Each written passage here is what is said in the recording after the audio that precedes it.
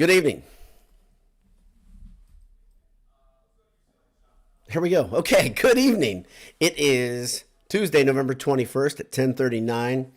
Your Purdue Boilermakers have survived and advanced in Honolulu, beating Tennessee 71-67 in a ugly, grimy, pig slop filled game in which this is one where my dad often talks about the problem with college basketball is the involvement, how involved the refs are, how much of a difference they make on the game, and how it makes it really not fun because it becomes a different contest when they start interjecting themselves. And everybody that watched on either side, whether you watched the Tennessee Twitter or the Purdue Twitter, both sides had a major problem with the fact that the officials would interject themselves in inconsistent ways in the wrong times.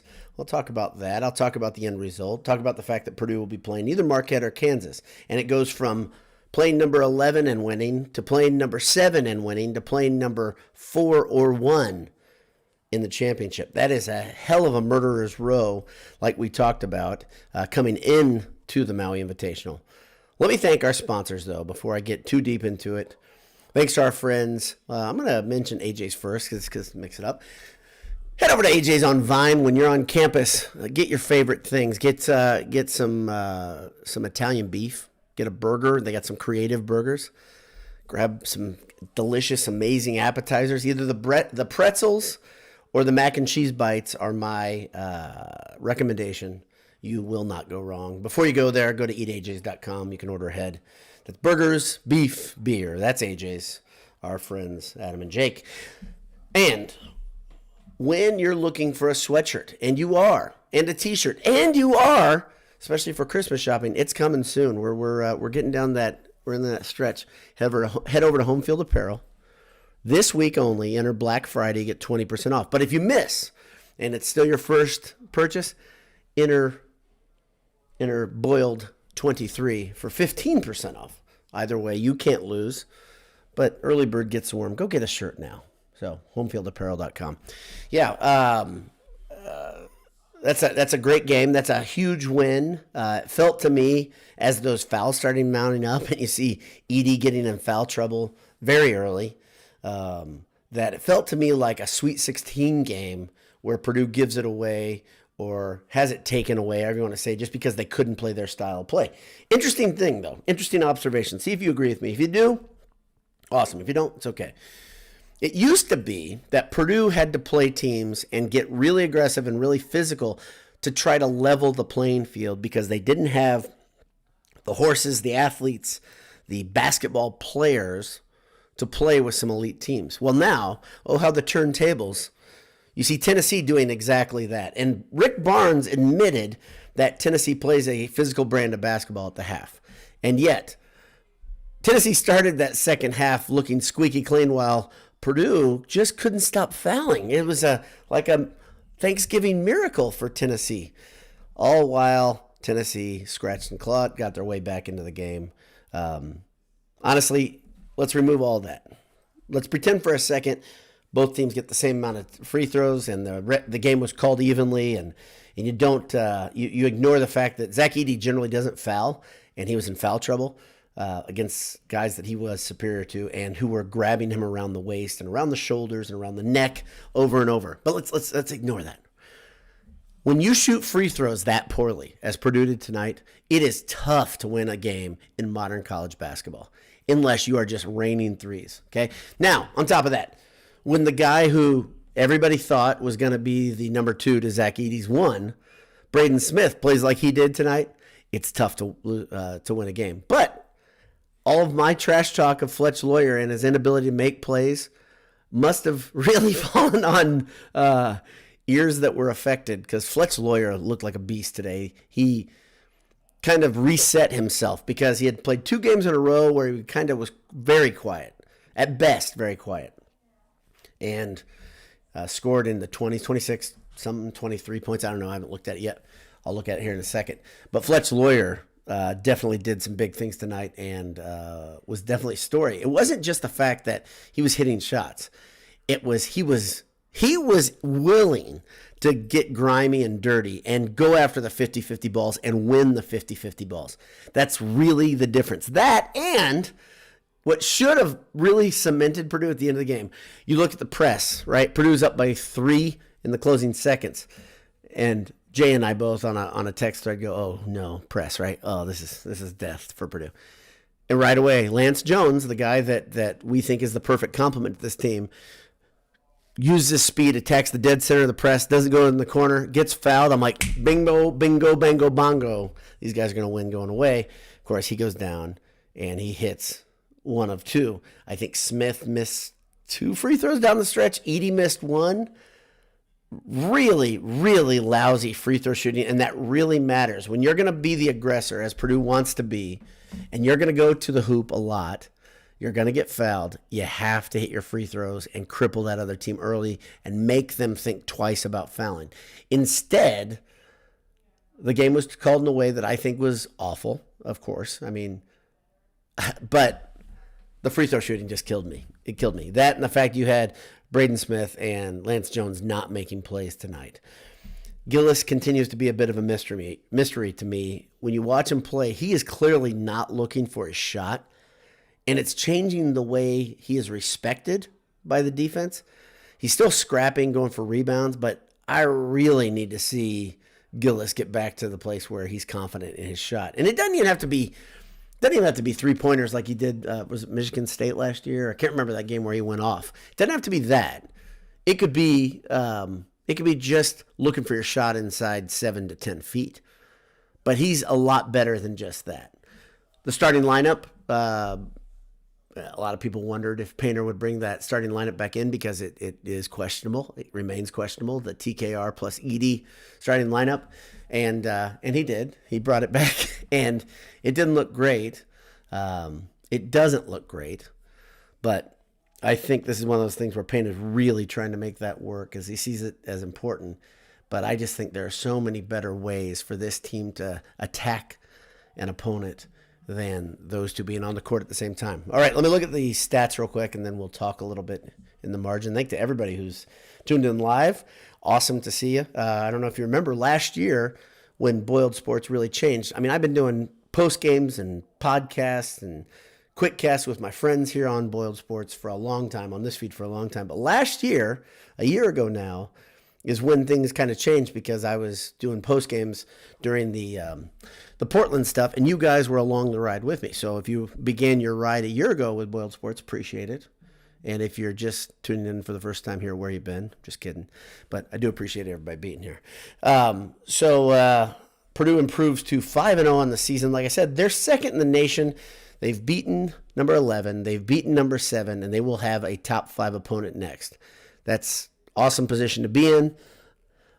We'll see if they can be back-to-back November champs. Trademark BS. Let's look at this, though.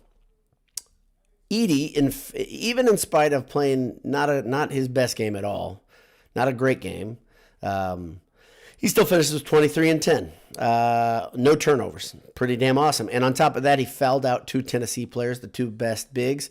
Tennessee's drop off, like a lot of teams. After you get past your 2 bigs, they go into goon mode, and they had 2 of them. And that was the thing that bothered me so much tonight when the fouls were really going against Purdue and Edey. Some of them were against the guys that I'm like, these guys are just filler. They can't stay in front of Edey. But it kept happening. The whistles kept going. So Lawyer finished with 27 points, 6 rebounds, 3 steals, just 2 turnovers. Dang solid game. Shot 3 for 10 from 3. Decent. I'd like to see him shoot a little better. I think I'd like to see Lawyer shoot in the 40s, but probably not going to happen this year. I mean, let's just be honest. But if he plays like that, it's not going to matter. 3-pointer is going to be the ancillary part of his game when he's just making plays. Cam Heide, very quiet. Had a game that I think a lot of Purdue fans will maybe forget, but there was a questionable foul on him. He didn't play very many minutes. Lance Jones, also quiet, just 4 points, 3 rebounds, 2 assists, and Trey Kaufman-Renn looked frustrated. He gets frustrated at times. That type of game is the type of game that's going to get in his head. And the real problem Trey Kaufman-Renn has right now in his game, the biggest problem. I'm gonna go through two things, okay? If I know all you guys talk to Coach Painter, and if you can get a message back to him, here's my message. Real simple, okay?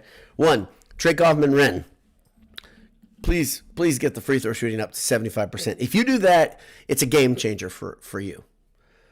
That changes Purdue, right? But he's 50%, 4 for 8. That's a big deal, right?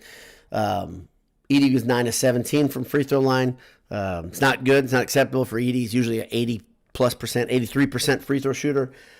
Tonight, he's got to hit his free throws. It's gonna play badly for Purdue every time if he's gonna miss free throws. The other thing I want to say to Coach Painter, just put a bug in somebody's ear. PJ Thompson, because he's the offensive coach. Lance Jones does not need to shoot the three as much as he shoots it. Plain and simple. And I know he had a deep three. He hit it. He went 1 for 3. But he is so deadly on the drive, and he's so deadly changing the pace and being a bulldog and being aggressive. By the way, his defense, if you didn't pay attention, his defense in the second half was incredible. He was guarding the unlikable Connect from Tennessee, the transfer. In the first half, I think that guy had 13 points, I believe. And I think he only had 3 in the second half, and he waited right till the end to get his other points. I believe that's true. But that is all on Jones. Jones was incredible on defense, and many asked the question, is he that much of a defensive stopper? We asked that a couple weeks ago. It looks like he's every bit of the real deal there. He'll get tested again, regardless of who Purdue plays next round. But pretty impressive stuff. Now, Smith, rough game, flat-out rough game. 6 points, 5 rebounds, just 1 assist. That's the big deal, and that's very different. His scoring may go down in games, but I don't think you're going to see many games this year where he has that few assists. He also was only 2 for 9 from the field. He looked like he had dead legs almost to me because he was on the front of the rim a lot. That's not his best game. And if you look at Purdue's bench, which I think is going to be a strength all year, you have a total of 3 points off the bench. This is not the formula to win for Purdue, obviously, and it's not a typical game. I don't think we're going to see a lot of this year, but they found a way. That's really impressive. Finding a way in a medium stage, because it's not like it's not a postseason tournament, but finding a way to win, that's a big deal, and that's something to learn from. Like I said, they were bad from the free throw line. Let's look. Bad from the free throw line, 60% ended the game, 60.4% from the free throw line. They were bad from the three-point line, 26.7% from the three-point line. And from the court, generally 35% bad too. But that's the thing. Tennessee was bad in those categories just like Purdue, except for free throw shooting. They're up near 70. For me, the magic number for Purdue, I think I always tell you guys, you need to be about 72, 75% as a team to really start guaranteeing wins like this. So, let me look at some of the comments. Appreciate you guys being here. A lot of you guys are here. A lot of you guys are amped up after watching your Boilers squeak one out, even though it was not a fun game to watch for me, I'll be honest, but it's a beautiful game at the end. Beating a team and eking out a win that's against a good team who they were really set on trying to level the playing field by just shoving and grabbing and pushing, making it sloppy. And then the refs played along with them, and you had almost a guy take first head off because that's what happens. When game gets chippier and chippier and chippier, eventually there's a moment that it kind of boils over. And it only boiled over a little bit. Could have been worse. A lot of veterans on the court. Purdue did a good job keeping their heads mostly. I wouldn't have been able to. Painter always keeps a cool head. I don't know how he does that at all. But so Adam's here. Adam, thanks for tuning in. What a game! Agreed. Hope you had it. Hope you had it on mini televisions in the shop. Ted Berkey says, "And breathe." No kidding, man. Good to exhale a bit. Mark Garson. What a game! What a game? Question mark. What a game! Great game. Let's see. Ben Cotton says, "I'm sure glad it's over. Love Fletch's game. Hope it shakes something loose." Yeah, I'd love for this to be kind of the beginning of seeing that big three as we want them to be, a big three, not just two. How many times have we seen Lawyer, Edey, and Smith all playing really well together? It really hadn't happened many times. If you can remember a game, put it in the comments. I remember Ohio State last year. Lawyer played decent for a half, but Smith played well for almost the whole game, and Edey played really well as Ohio State tried to do everything they could, front him, and they kind of bracketed him, and they still fought through. So Mark Goshorn says it's great. It was something. The game was something. That's tough to watch. Lots of basketball to watch still as we get ready for the Kansas Marquette game, who the winner will play Purdue. John Younger says, Jay Williams said it best. Refs never set the standard early. It was inconsistent all game. It was extremely inconsistent. I think that's probably the thing that maybe bothers everybody more than anything. Because when you say, okay, I'm going to call it this way, or we're going to call it this way, you can react. Players can react. Coaches can figure it out. But when you do this, one end of the court's this way, the other end's that way. One half is one way, the second half is the other. It's quite a big difference. Oliver McLeod says, when's the last time Purdue played 2 football games in 4 days? Here's the thing, guys, girls. If we haven't gotten used to the fact the NCAA officials are just going to do this, I don't know what we're doing. And I was just as animated and excited about this one. I think I promised everybody I wouldn't be too excited in November and care that much, but I did. Here I am again. I did. You probably did too. That's why you're here, because you're venting a little bit. Joe Sasser says, what a win. We got to get used to visuals being poor. The one thing that gets me, though, I really don't understand. It's hard to remember this at times because we've become spoiled with Zach Edey and what he is and who he is. He is the reigning National Player of the Year, and he gets a whistle like he's a freshman. And the refs have no idea how to officiate Zach Edey still. They don't know. And when a team does what Tennessee in the first half, by the way, it's the first time we've seen it where a team tried to do what Fairleigh Dickinson did against Purdue. They had 3 packed around him at a couple times. But Purdue kind of was making them pay, and they had to pull off of that. It was not working. So, interesting side note, I think.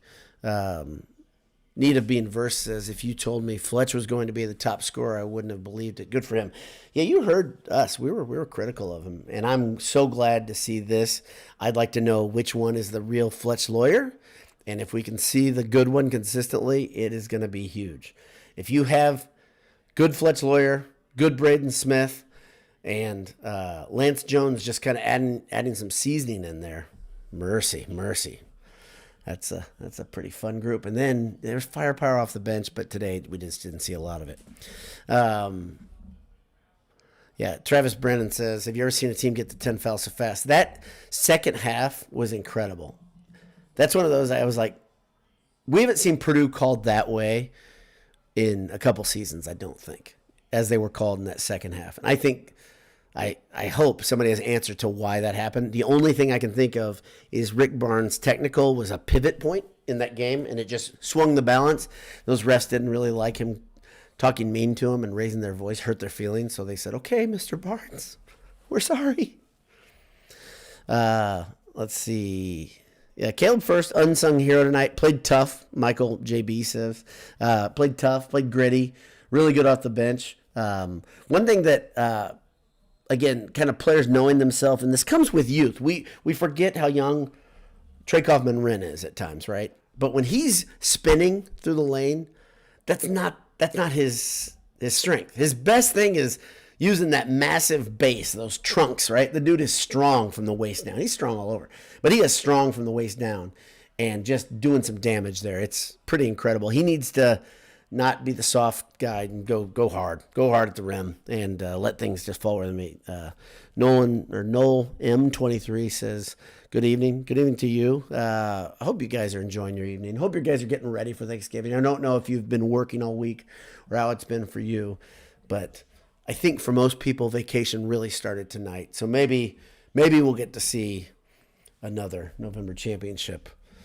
Let's see. Boilermaker 63 says, hope we can learn from that one. Even Rutgers defense won't be that scrappy.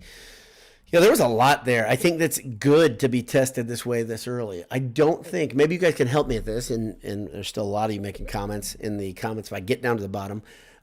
If you can remember a game before Rutgers last year that was played with that sort of defensive intensity, that sort of energy came at Purdue, that scrappiness, like you said. I can't remember one before Rutgers. Rutgers always brings that fight to Purdue, and very frustrating type of game. But they got some. They got one of the best bigs in the league too. After Edie, of course. Cobra 3-1 says, "Yo, Dowd, Coach Barnes." I'm not gonna.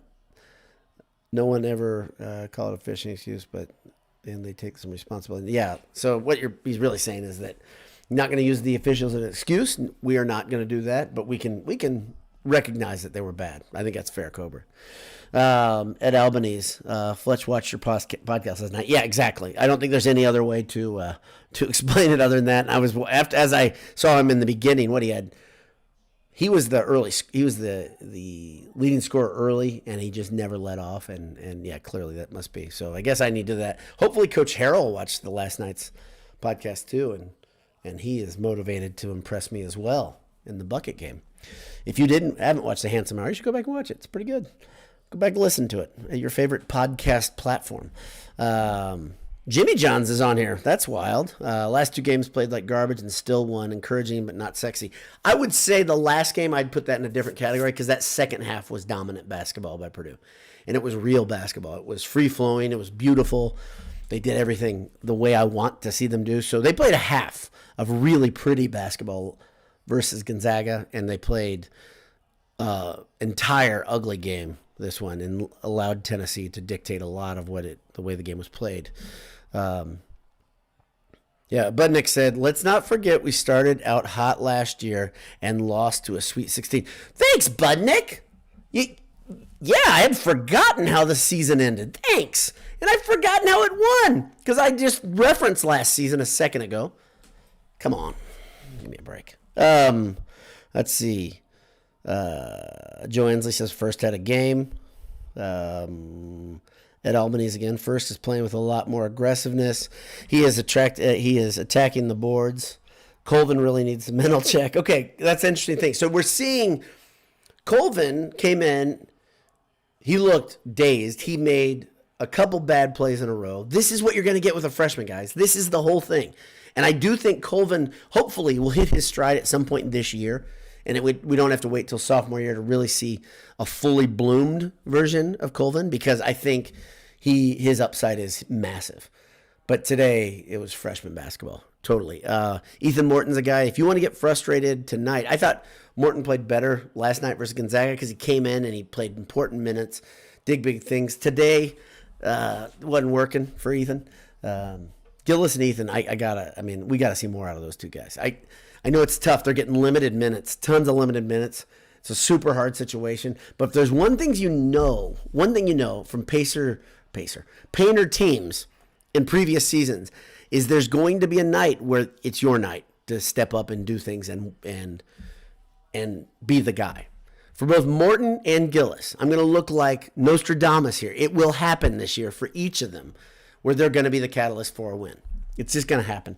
Even with their 12, 13 minutes a game regularly right now, they're going to have a game where they're going to need to step in and do big things. So stay ready. Stay humble.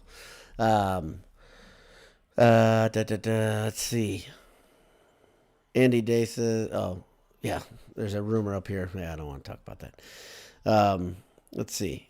Ken says, I'm counting the likely KU game tomorrow as a national championship. Okay. We can address that if you want to. There's a lot. I mean, there's a lot of basketball to be played. But to have top two teams playing early, that's pretty awesome. That's a little different than last year. Regardless, like I said, if you play Marquette, you play Kansas, you don't win, you don't lose. You don't lose in the big scheme of things, the grand scheme. But that could be a preview of something fun. Right now, live, Marquette is up 12-7. Pardon me. And they're at the free throw line. They got a couple weapons there. It's a good team. Let's see.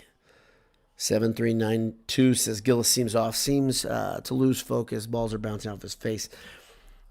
Gillis wasn't the only one doing that tonight, right? There were a couple times where Purdue players had rebounds in their hands and had them ripped away.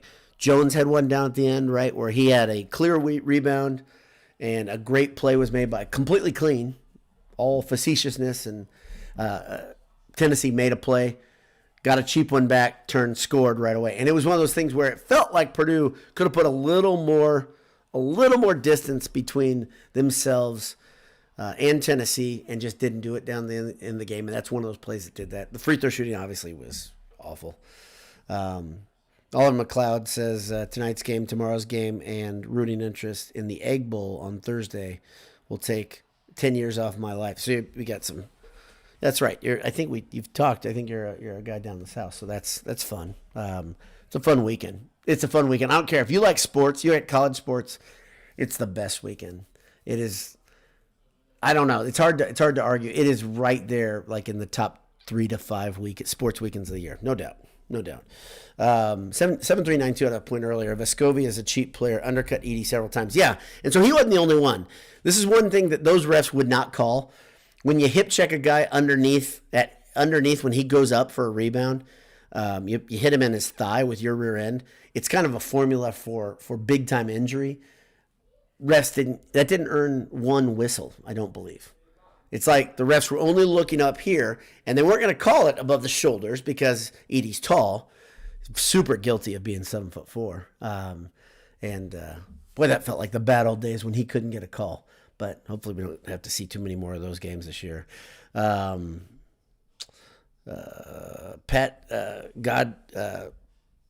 says, first half lowlights coming out of the half with the broadcast gave me PTSD of the FDU game. Yeah. Yeah, it felt like that. I think it's funny that the way they addressed the game was like Fairleigh Dickinson, but they are so much more of a superior team to Fairleigh Dickinson, like man in, man out. They've got athletes on that team. They got guys who can score. Tennessee's legit, and Purdue was able to hold on and keep them at bay. That's awesome. Let's see. Q Turner says the refs were very inconsistent. Love the depth we have this year. Everyone coming. Happy to see it. I'm happy to see a win, and I think that's the last. Let's see. Yeah, Elliot Krull has a comment up here that I didn't get because I was just kind of breezing through, but he's right, and he says the toughest non-conference schedule ever in Purdue history. I cannot think of anything close to this. It's incredible. I mean, this tournament's tough, but it's not just this tournament. You got Arizona and Indianapolis. You've got Alabama up in Toronto, right? Already had Xavier. I might even be missing another one. I mean, it is incredible. They're going to be the most battle-tested team. You can look at it that way. The most battle-tested team that we've ever seen at Purdue. Like I said, the things I want to see. Old Buzzkill McGill up above said, did you remember last year Purdue started fast? Yeah, and I've addressed this over and over.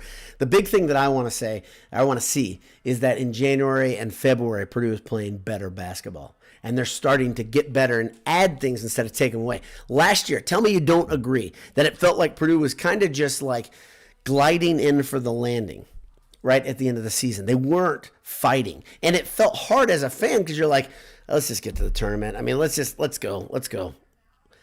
I don't want to feel that way. I want, like Anish talks about the ride being important and the process is obviously important.